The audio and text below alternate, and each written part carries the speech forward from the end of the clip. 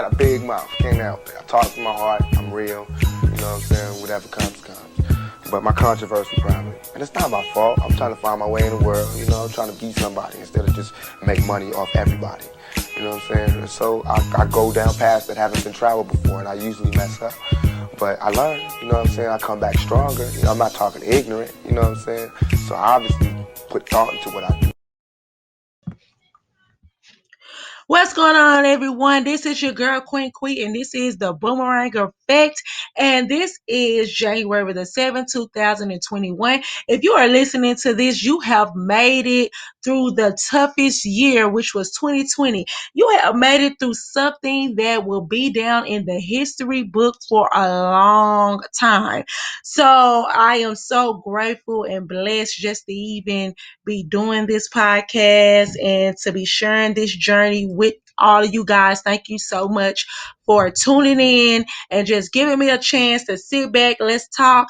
We will be discussing on this episode different hot topics, some old, some new. Just talking about different type of things that's going on or that was going on in the situation. The first topic we will be discussing will be Jada Pinkett. And she has an issue with loaning out money. And this is what she has to say. Give money that I'm willing to give, like this is a gift. Right. Yeah. Right. I do not lend money because that turns into a lot of problems, just as far as the expectation of people paying back and what have you. So I tend to not give where I can't just say, here's a gift to you. Specifically people who are really close to me, because I'm not trying to have fallouts over money. Right.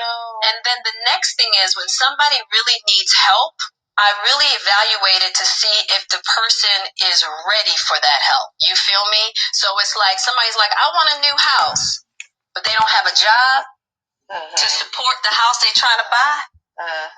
Right? It's like, well, you're not ready for that. Yeah, exactly. So I'm not about to help you get into something that ultimately is going to make more difficulty for you. Yeah. Right? And so I really had to look at that.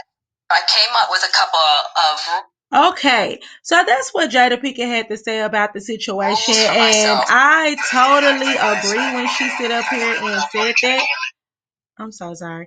I totally agree with her when she stood up here and said about loaning out money to family and friends or associates or whatever. It has to make sense. For number one, I do feel like that if you do not have money to give away, this is in general. I don't care if you're rich or poor or you're barely making or whatever. Stop giving people your last $5. Your last $20, thinking that they're gonna sit up here and pay you back as soon as possible. If you know that if you loan them $20 and you gonna need that $20 the next day when they claim that they finna get paid that next day, then do not loan it to them. Because at the end of the day, every time you give money or you loan money, just make sure that you gotta take that as a loss. Because people will really be upset with you when they have to pay you back. And it will really mess up the friendship or, you know what I'm saying, or whatever you guys, or the relationship that you guys had. Because the simple fact is that it might not be about the money when it come down to you. It might just be about the principle. Because when they came to you, oh, I'm so humble and oh my God, I need this and I need that and this and that. And then next thing you know, when it's time to pay back or for them to give you your money back, all of a sudden is, oh my God, you're tripping about that 20 or two, three, $400 that I borrowed. That's nothing. You have the money. And then therefore you have to cut them off because now it's about the principle. It's just the fact that you playing me too close. I don't care if it was $2. You said you was gonna give it back. So I had to learn, and it's so crazy because when you think about it, a lot of people loan people money just so they can cut them off, just so they can sit up here and be like, hey, good, I'm glad you asked for that, $200-300, and I had to give to you. Now I ain't got to worry about you coming back asking for no more money because at the end of the day, you ain't gonna feel comfortable because you ducking and dodging me because you think I'm gonna bring up what you owe me from previous. So that will make a good thing. But I seen a meme a long time ago, and they said, "Let me smell my money before I give it to you, because I gotta make sure it ain't funky. Because every time somebody give you that money back, they always somebody, oh, you really tripping about that funky $50, that funky $200-300? But was it funky when you was begging for it? You weren't worried about the smell. You was ready to go on and take it. You know what I'm saying? If I would have threw it up in the air and wiped it between my doggone butthole, you would have been the first one sitting up here still talking about, I take it, crinkled and all. You was willing to take it and change, pennies, nickels. But now all of a sudden it's funky. And when I sit up here and ask you, do you think you got it? So definitely when it comes down to you spending your money and you know what I'm saying, and you having to loan people your stuff, please do not feel guilty by telling a person no. And then like Jada Pinkett said that it has to make sense. A lot of times people ask for money and they're consistently asking you for money and stuff like that. And then it doesn't make sense. Like, oh hey, can I borrow $2,000-3,000 or so I can put down on this car, but then you don't even have a job to keep up the car notes once you get that car. No, I'm not going to give you this money because it doesn't even make sense. So now you not only trying, you are already blowing through your money and don't have enough money to save up to get what you want. You have the audacity to sit up here and ask for a loan for something that you're not going to be able to keep up. So yes, please make sure when you give out money that it makes sense. If it doesn't make sense, do not be that person that loans people out and be able to people like that, because it does happen. So let's get into the next subject. The next subject will be about Ezreal. This is a young lady that was dealing with R. Kelly, and she had a lot to say about getting backlash from the community. I think the black community. This is what she has to say. Feel for you to sit back. I mean, I saw the things that were out there, and I was like, damn, this is still a young girl. You know what I mean? And it's easy to just jump in and take part and go. I mean, we all do it, right? Oh my God, did you see? Did you hear? How was it for you? Like, I want the viewers to get into how it feels for the person that's being discussed and lies are said, or you know what I mean? Like, how does that feel for you in your heart? For me personally, it was quite disturbing. A majority of the backlash that I received was from the black community and other influencers and celebrities. Um, but more importantly, that's kind of what made me feel like it is quite important that I share this, because, you know, there are so many people that are just like me. You know, victims are not the ones that should be shamed. It should be the predator. It should be the abuser. So Okay. Now that's what she had to say. And this, once again, this is the young lady that was messing around with R. Kelly, that has been in a relationship with him since she was a teenager.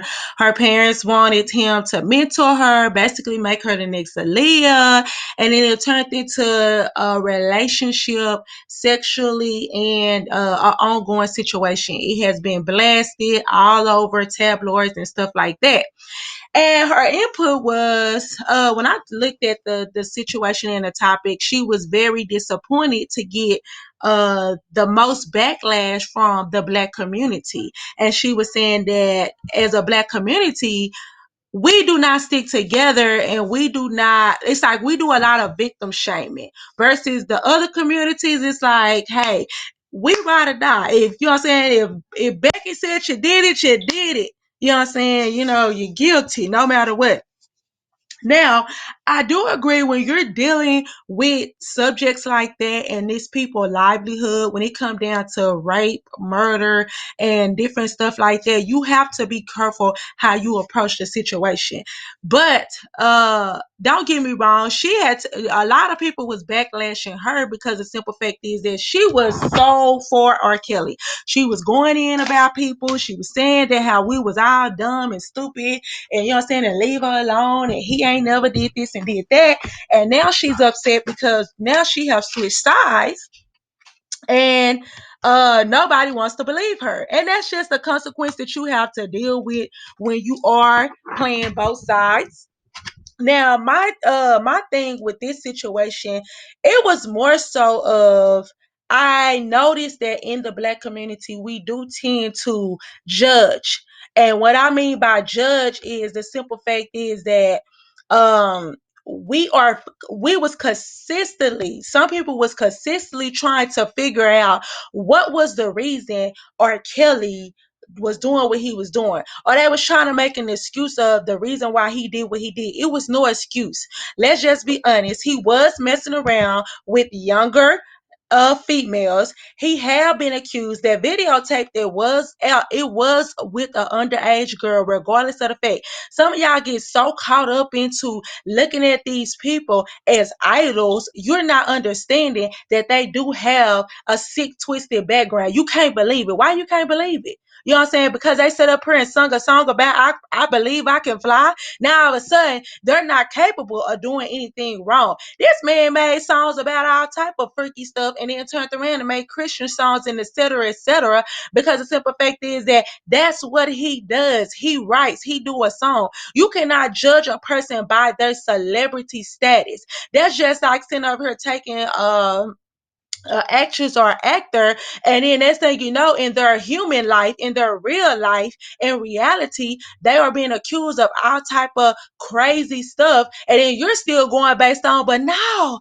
oh my God, he played a upstanding guy in this movie, and he was a hero. He was Superman, and then in reality, he's a killer. He's a murderer. He's a predator. So we have to understand that we have no reason to consistently, you know what I'm saying, blame victims. I do feel like that was something unfortunate, because already, if you look into it, I have never experienced being a victim of any type of sexual abuse or mental abuse. But at the end of the day, you got to think about it. People like that, it's already hard for them to come forward, because you know why? They already feel guilty. They already feel bad. They already feel like they're being judged, and they're blaming themselves, like, why me? Why me? Why did that happen to me? Maybe I was looking like this, or I turned them into that way. And it hurts to know that when they finally do come out, people trying to figure out what was it about them that make him do what he did to them. It's no excuse. So with that being said, we do need to stop victim shaming. You know what I'm saying? We do need to let it be known that, hey, you know what I'm saying, it's not right. Get down. It's okay to agree to disagree. It's okay to get down to the bottom of stuff. But don't ever sit up here and tell somebody that what they're saying is a lie, especially if you wasn't there, you didn't see it for yourself. Only thing you can do is listen. And you know what I'm saying? And then you look into it a little bit more. But definitely don't sit up here and tell them that they're a lie and they making up stuff. And then y'all start going into deep into these people background history. First of all, the girls was already underage. Then they want to go deep into, well, when they was 2, when they were 5, when they was 10, they had 2 referrals. Now, why she got 2 referrals? Oh, they mama and they daddy po. And what is they just using him for R. Kelly? Let me tell you something. This is how I feel about that R. Kelly situation. I'm gonna move on.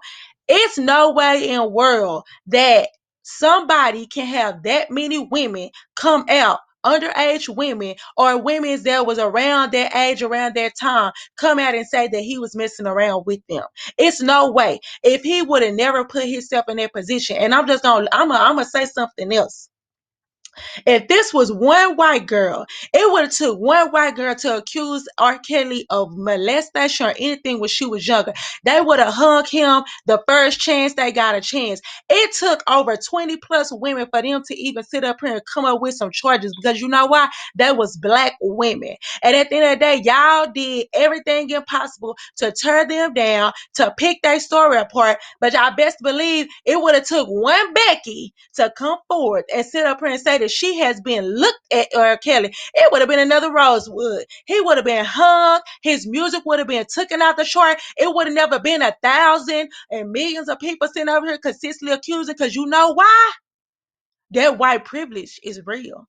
That white privilege stuff is real. So yeah, so we can sit up here and talk about it all day long, and I have to go into another detail or another story about that. But we're definitely gonna move on from that subject, because that right there, it really just grinds my grid when people sit up here and try to make an excuse and victim shame people, and it's mostly the black community. Please give me your input on that. How do you feel about the black community and how we deal with victims and stuff like that? Do we handle them with care, or are we the type of people that throws them under the bus? You know what I'm saying? Or we always nitpicking their story? Please give me your input on it and how you feel. Okay. Next story coming up is Mace. Mace is getting back behind the pulpit. The rapper has been been named pastor of Atlanta Gathering Oasis Church. He shared the news on Instagram earlier this week. He previously served as a pastor shortly after parting retiring from rap in 1999. Wow.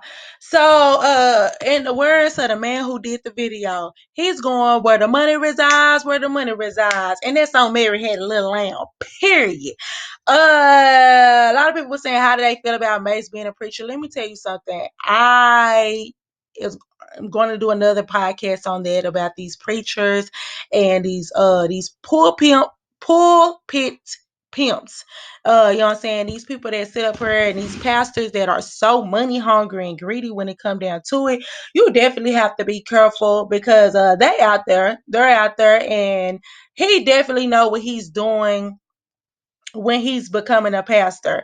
And like they say, they like 1 minute he on that app called the Clubhouse, and he on there making diss tracks and everything else, and then now all of a sudden he's back to, oh, I'm the man of a cloth. Is it possible? Yes, but a lot of you guys are living a double life. If you really look into it, the church people have the most scandals. The churches have the most scandals and the most disrespectful and craziest Jerry Springer scenarios. So you'll be surprised. Them musicians, you might as well call them pimps and players because they worse than the rock stars that really is living their life with the drugs and everything else. So don't be no fool. He going where the money resides, where the money resides. Period. So okay, that was about Mace. The next story we will be covering will be Kanye West and Jeffree Star. Okay, reports over Kim Kardashian and Kanye West's alleged divorce continues as rumors swirl that rapper had an affair with a YouTuber, Jeffree Star. As news of Kim reported split made headlines, claims that Kanye West and Jeffree Star had a secret relationship also surfaced, causing both to trend on Twitter. As fans reacted, while the internet got to kick out of the rumors, an insider close to Kim Kardashian and Kanye West said they are completely false. And they're basically going in. It's a YouTuber guy named Jeffree Star. This dude, Jeffree Star, has been already accused of a lot of, disrespectful things that he have said about black people. And now they're trying to pin him and Kim, him and Kanye together. So and I thought about that. I was just like, hey, it is a rumor. It is going on. Since then, everybody has denied it. Even Jeffree Star came out and he denied the allegation. So people, please be careful about those rumors. And I think the person who did it, it was a lady off of TikTok. She was trying to go viral. See, when I separate the price of fame, she's trying to go viral. So she felt like it was a good thing to put out that rumor about Kanye West and the Jeffree Star guy and they're messing around. And it's funny because somebody had set up and said, the first thing that they try to do because they want to make it seem like gay is just such a bad thing. They what the first thing they do, oh, he's gay. He's gay without any type of evidence or proof. And you have to be careful because the headlines did not start coming out until he said he wanted, him and his wife was getting divorced. And these people don't think like, hey, be careful what you say because these people have kids and definitely it's okay if your sexuality is whatever, that's fine, but please don't get to the point where you actually sit up here and you start spreading lies. And speaking of that, let's get into the Black China. Black China is suing a media outlet for obtaining and posting court documents filled by Rob Kardashian that she said included false information about her. Black China is reportedly furious that the documents, which were sealed by California law, was available for the world to see. According to the blast, Black China has sued TMZ and American Media for defamation, conversation, I'm sorry, public disclosure of private facts. and international affiliation of emotional distress. Black China says that the media outlet posting the allegation and confidential details in the document violates her right. The documents are wrapped into her custody battle with Rob Kardashian over their daughter Dream. Now, the reason why Black China is really suing these people is because they're at the end of the day, it's wrong. It's definitely wrong for us to sit up here and, pinpoint and discuss somebody in a way that is lies. Some people say whatever it takes to sell a story, but like I was saying, even with the Kanye and Kim situation, these are people livelihood and when they have kids. Now they already say the truth hurts. So why make up a lie and sit up here and spew it? They was saying like, oh, I think that it was a story saying that like, hey, she was teaching Dream how to twerk and all this type of nonsense. Let me tell you something. You have the most hardcore rappers, singers, and different type of stuff that their image might be one way, but behind those closed doors, when they're dealing with their kids, they are in a different type of mindset. They kids probably won't even look at them of how you looked at them. Look at how Blue Ivy treat her mama, Beyonce and Jay-Z. The world sit up here and put them on a pedestal. And Blue Ivy had Beyonce drinking out of sippy cup, holding her sippy cup. Here, hold this juice box for me. You got some animal crackers in your purse, because that's what they see their parents as. So at the end of the day, we as people have to understand that we cannot sit over here. First of all, the scandal is always gonna come. I understand some people are looking for clout, but be careful on how you sit up here and you put out different information that is false, because selling the story is doggone like selling your soul. You have to be very careful about defamation. And I do agree with Blake China. Like, now you can play with me 100 ways, but behind that two-piece in the pepper, aka my kids, I call them a two-piece in the pepper. My three kids, yes, I will go to war behind them. I don't care if I sit up here and into the world I'm a hardcore rapper that cussing out her song and talk sexually. But behind those closed doors, my kids might think I'm a whole square. My kids to this day think I'm a whole square. They always be like, "Oh, mom, you're so lame. You're an old lady. I'm 31 years old and I'm bad to the bones. Chocolate stallion. It's pressure." When you know what I'm saying, and I done gained some weight, so you already know it's up there and it's stuck there. So yeah, like I said, Prince, say be very mindful when you sit up here and you put those type of allegations on people. So this is gonna wrap up the first little segment of the hot topics. I will be coming back with some more hot topics. So tune in. Please like, share, comment. Let me know what you think below. Please leave a voice message. I do have a voice message on Anchor. If this is on YouTube, please like and comment and let me know what you think. Give me your opinion. I love feedback. Once I get this podcast going, I will be doing calls in and etc. Much love, peace, and happiness. Mwah! Boomerang effect.